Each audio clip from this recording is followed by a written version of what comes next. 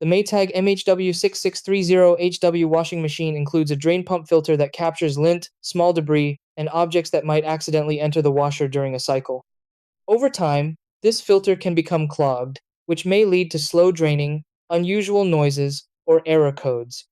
Cleaning the filter regularly helps maintain smooth water flow and keeps your washer performing efficiently. Fortunately, accessing and cleaning the filter is a straightforward maintenance task that only takes a few minutes. Try these. Step 1. Turn off the washer and locate the small access panel at the bottom front of the machine. Step 2. Open the panel and place a towel or shallow container underneath to catch any remaining water. Step 3. Turn the drain filter knob counterclockwise and carefully pull it out of the housing. Step 4. Rinse the filter under running water and remove lint, debris, or trapped objects. Step 5. Reinsert the filter securely, tighten it clockwise, close the panel, and run a quick rinse cycle to confirm proper drainage.